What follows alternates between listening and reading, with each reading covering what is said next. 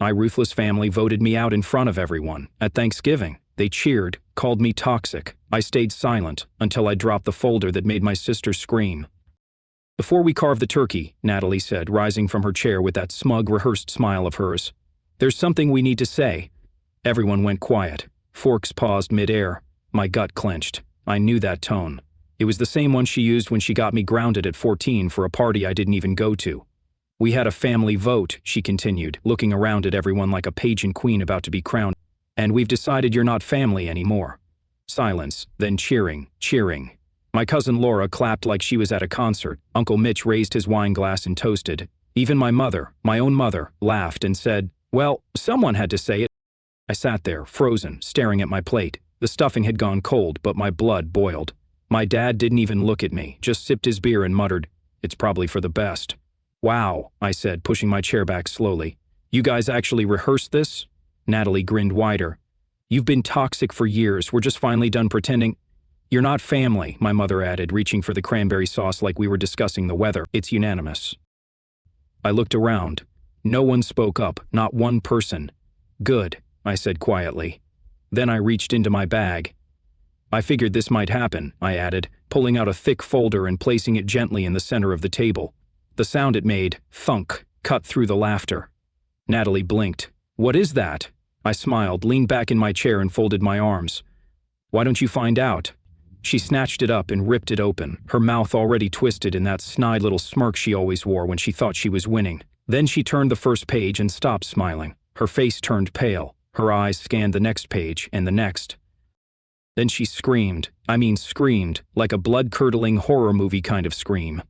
Her chair crashed behind her as she bolted upright, slamming the folder shut like it had burned her hands. You monster, she cried. You messed up, twisted weirdo, gasps echoed around the table. Joel, her husband, snatched the folder and opened it. Then his jaw dropped. He looked at me. Is this? I nodded once. It's all real, I said. Every word, every receipt, every screenshot. The table went dead silent. You could hear a fork clink in the kitchen. My mother's mouth opened, then closed again, like a fish gasping for air. You were so sure I wouldn't fight back, I said, standing up slowly. So sure I'd stay the quiet one, the doormat, the cash cow. But guess what? I leaned over, looked Natalie dead in the eye. Your little show? It's over. You want to know what was in the folder? I'll get there. But first, let me tell you how we got here. Because Natalie didn't wake up one day and decide I wasn't family. That decision was built over years, brick by brick, comment by comment, betrayal by betrayal. I was never their favorite. Not even close.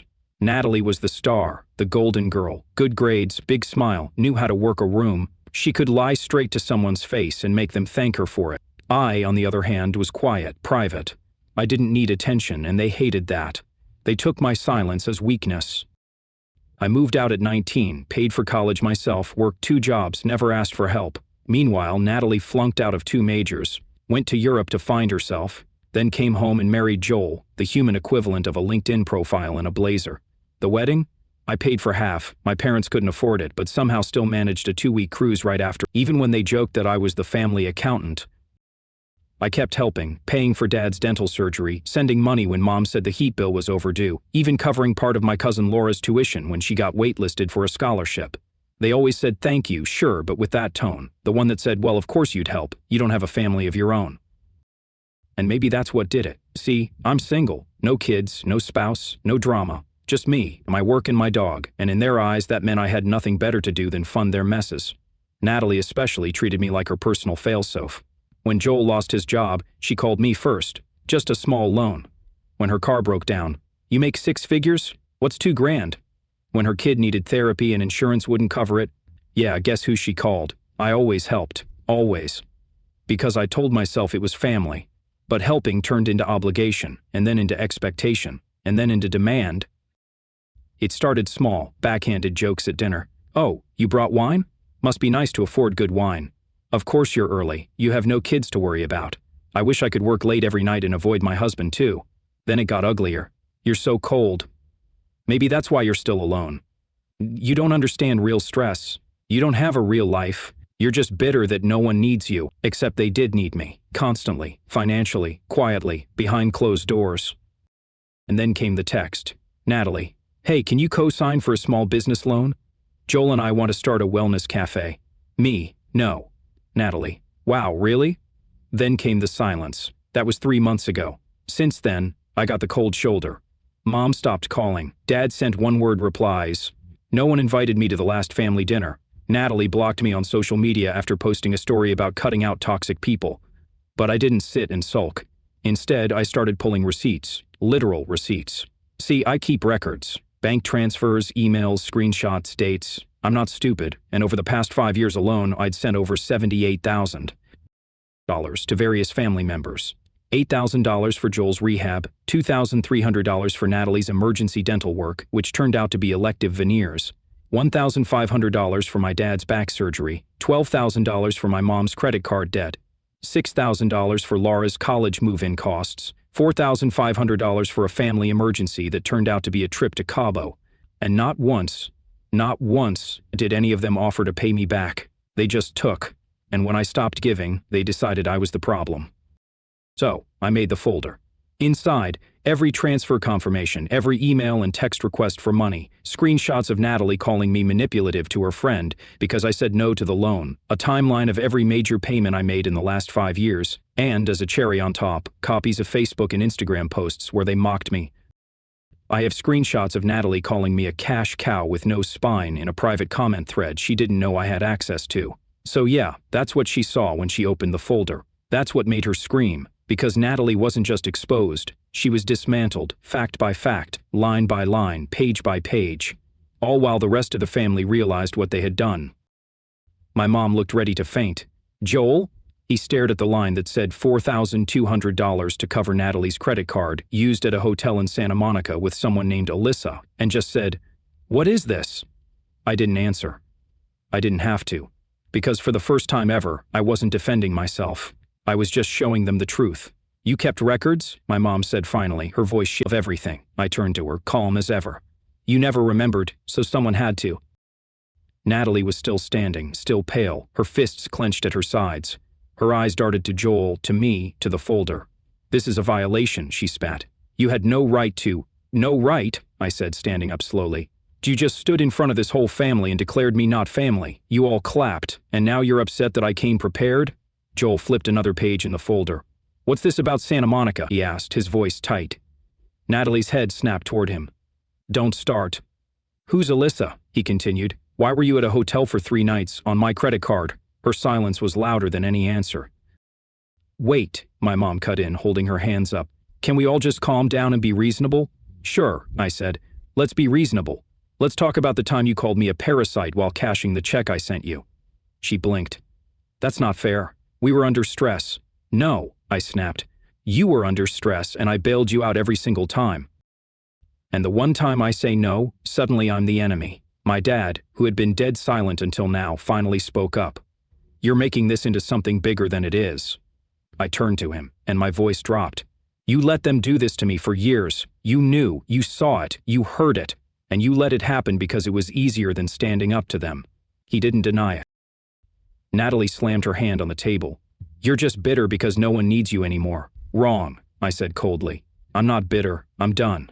She let out a bitter laugh. "You're pathetic. Do you know how dramatic this all looks? Bringing a folder, printing screenshots. You think this makes you the victim? You're just proving you're a control freak." "And you're just proving," I said, "that you only cared about me when I was paying your bills." "You don't get to play the martyr," she shouted. "You chose to help. You didn't have to." "And yet, somehow," I said, stepping forward, "you expected it. Every single time until it wasn't help anymore. It was duty. And when I stopped, you voted me out."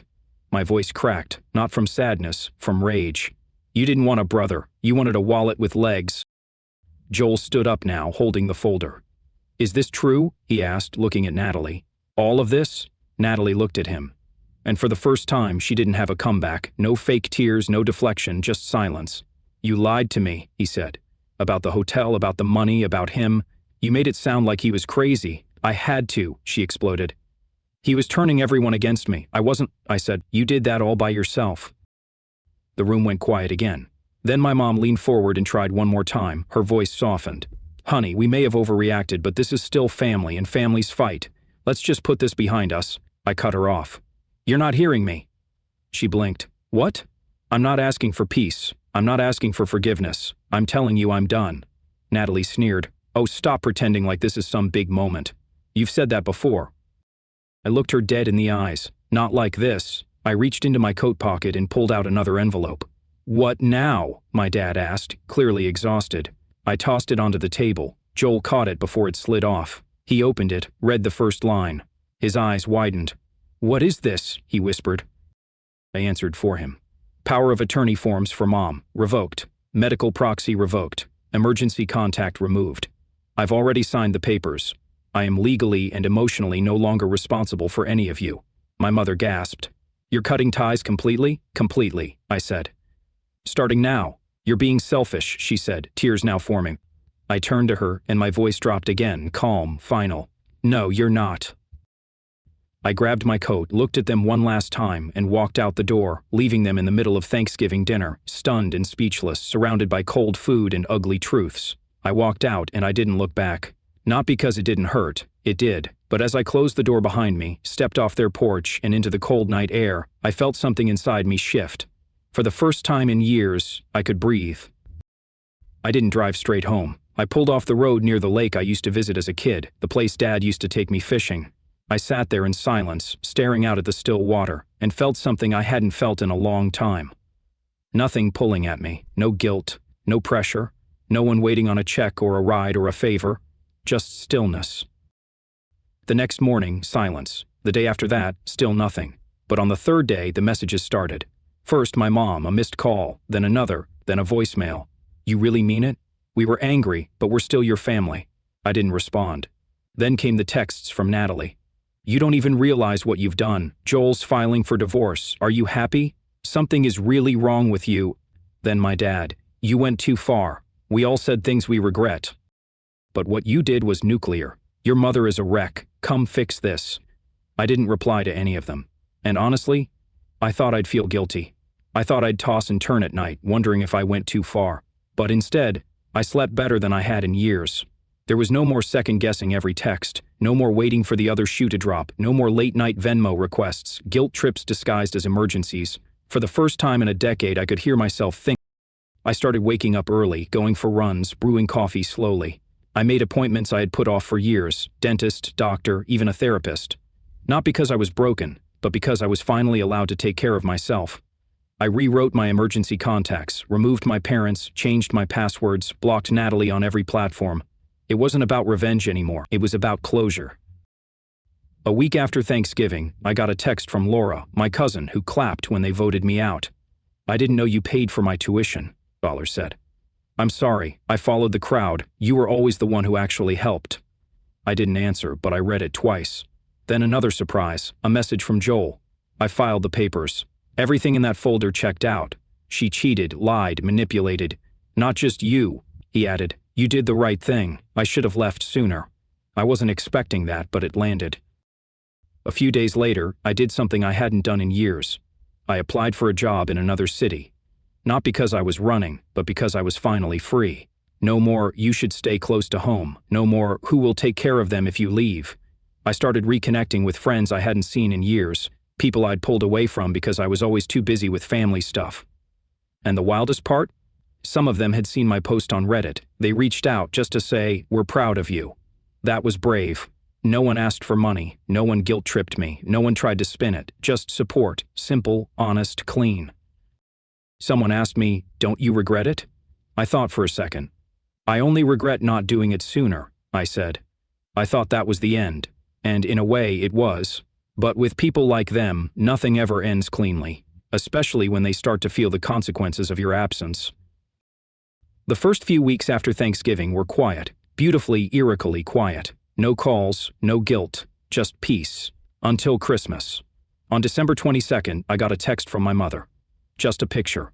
It was their living room, decked out with stockings, a half-decorated tree, and in front, a massive empty space where they usually stacked the presents. It doesn't feel the same without you, the caption said. Ellie keeps asking why Uncle isn't coming this year. I stared at it for a long time. No apology, no ownership, just the same manipulative undertone. Look what you've done. Look who you're hurting. I didn't reply. December 23rd, Natalie tried calling. I let it ring out. Then she sent a message. I know I messed up, but you don't have to punish everyone. Just come by for Ellie. She misses you. 2 minutes later. Also, Mom and Dad are behind on their mortgage. I know you don't care anymore, but the bank called today. I thought you'd want to know. There it was, the ask. Always hidden in a blanket of guilt, always covered in fake softness, but it always ended the same way, with a request. I blocked the number. December 24th, another text, this time from Dad. You made your point, we get it. But enough is enough, we need help. We're still your blood. That night, I sat alone by the fireplace with a glass of wine. I looked around my small apartment. No tree, no noise, just me and the silence they always said would destroy me. And for the first time in my life, I was thankful for that silence. But it didn't end there. In January, I got a call from a number I didn't recognize. I picked up out of habit. Is this Daniel? A man's voice asked. Yes, who's calling? My name is Mark, he said. I'm calling on behalf of your father. He mentioned you're the primary executor of the family trust. I froze. I revoked that role 2 months ago, I said. It was finalized by the family attorney. My name is off everything. The man paused. I see. Your father said he couldn't reach you directly and asked me to explore options. They're in a bit of a bind. Of course they were. Natalie and my parents had run out of options. The ATM was closed. The safety net was gone. Now they were trying to get creative. I hung up without another word. But the final straw came in February. I got an envelope in the mail, handwritten, no return address, but I recognized my mother's handwriting instantly. Inside was a letter, 3 pages. The first page was all about regret. We said things in anger. You've always been the strong one. We never realized how much we leaned on you. The second page turned to guilt. Your father's health isn't good. Natalie's completely alone now. We're worried about Ellie. She's struggling. And the third page, that was the hook. We're selling the house, but we're underwater on the mortgage. We just need a little help to get through this. Then we'll never ask again. Please, Daniel, do it for your father. Do it for the family. I sat with the letter for a while, let myself feel every ounce of what they wanted me to feel, the weight of responsibility, the sting of obligation, the aching need to fix what was broken. Then I folded the letter, got up, walked to the kitchen, and tossed it in the trash. The truth is, they weren't asking for help. They were asking for access again. They didn't want me back in the family. They wanted the version of me who didn't say no, the one who paid silently, sacrificed silently, suffered silently. But that version of me? He's gone. I'm not their scapegoat anymore. I'm not their golden goose. I'm not the duct tape holding a broken house together. I am done. And the most terrifying part for them? I'm doing just fine without them. I got a new job, moved to a new city, a bigger place, a clean slate. I started volunteering on weekends, not because anyone needed me, but because I wanted to. I built a life where no one calls me at 11 p.m. to cover a mistake they refuse to own. Where I'm not punished for being independent. Where kindness isn't used as leverage. I don't regret helping them, but I do regret how long it took me to stop. You want to know what real peace feels like? It's not being surrounded by family. It's being free from people who only call you family when they need something. Months later, I didn't think this post would get attention. Honestly, I just needed to say it, to put it somewhere. But I read every comment. The people who said you were brave. They don't deserve you. Thank you. I didn't know how much I needed to hear that until I did. And to the few who asked, but what if they change? I've asked myself that too. It's been a few months now. They didn't change. After I cut them off, after the folder, after the screaming and the silence and the letters, I thought maybe, just maybe, someone would get it, that they'd reflect, that they'd say, we're sorry. They didn't. They got quiet for a while. Then they got strategic. Then they got desperate. Then they got ugly again. But me? I got free. Since then, I moved to a new place, got a job that doesn't keep me up at night, started therapy, real therapy, the kind where you stop trying to fix everyone else and finally learn how to sit with yourself. I cook for myself now. I sleep better. I go outside more. I don't flinch when the phone buzzes. And yeah, sometimes I think about Ellie, about what she's being taught, about what she'll grow up believing is normal. But I also know this. I was the example of someone who finally said enough. A few days ago, I got another letter, handwritten, from my mom. It was 3 words. We're still family. No context, no apology, no change, just the same old hook. And for the first time, I didn't feel anything. No anger, no sadness, just nothing. I threw it away and made dinner. So now I'm back here because this place gave me a kind of clarity I didn't expect. Strangers saw me clearer than my own blood ever did. So, here's what I want to ask. Did I do the right thing, cutting them off, dropping the weight, saying no and meaning it? Was I too cold, or was I finally just done being the only one holding it all together? I don't know. But I do know this. For the first time in my life, I'm not surviving, I'm living. Thanks for reading, still listening.